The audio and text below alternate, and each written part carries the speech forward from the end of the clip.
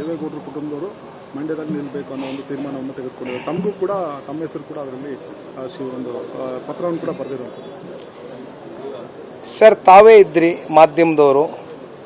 ಕಳೆದ ಒಂದು ವಾರದ ಹಿಂದೆ ಕೋಲಾರ ಜಿಲ್ಲೆ ಮತ್ತು ಮಂಡ್ಯ ಜಿಲ್ಲೆ ಎರಡೂ ಲೋಕಸಭಾ ಕ್ಷೇತ್ರದ 8 ವಿಧಾನಸಭಾ ಕ್ಷೇತ್ರ ವ್ಯಾಪ್ತಿಯ ಎಲ್ಲ ನಮ್ಮ ಕ್ಯಾಂಡಿಡೇಟ್ಸ್ XMLAs ಇರ್ಬೋದು, ಒಂದು MLA ಇವತ್ತು KR ಪೇಟೆಯಿಂದ ಮಂಜು ಅವರು, ನಾವೆಲ್ಲರೂ ಕೂತು ಅನೇಕ ವಿಚಾರಗಳ ಬಗ್ಗೆ ಚರ್ಚೆ ಮಾಡಿದ್ವು.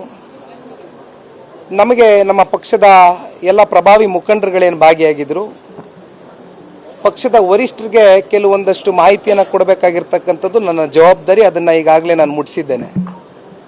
ಆದರೆ ಇವತ್ತು ಯಾರು ಅಭ್ಯರ್ಥಿ ಆಗಬೇಕು ಮಂಡ್ಯ ಲೋಕಸಭಾ ಕ್ಷೇತ್ರಕ್ಕೆ ಅಂತಕ್ಕಂಥ ಪ್ರಶ್ನೆ ಬಂದಾಗ ಮುಂದಿನ ದಿನಗಳಲ್ಲಿ ಇವಾಗ ನಮಗೆ ಇರ್ತಕ್ಕಂಥ ಒಂದು ಮಾಹಿತಿಯನ್ನು ಕಲೆ ಹಾಕಿದ್ದೇವೆ.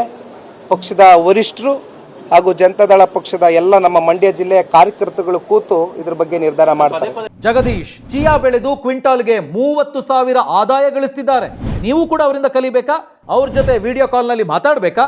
ಈಗಲೇ ಫ್ರೀಡಮ್ ಆ್ಯಪ್ ಡೌನ್ಲೋಡ್ ಮಾಡಿ. ನಿಮ್ಮ ಹೆಸರು ಮತ್ತೆ ಕುಮಾರಸ್ವಾಮಿ ಅವರ ಹೆಸರು ಕೇಳಿ ಬರ್ತೀವಿ ಸರ್. ಮೊನ್ನೆ ಸಭೆಯಲ್ಲೂ ಕೂಡ ಪ್ರಸ್ತಾಪ ಆಗಿತ್ತು.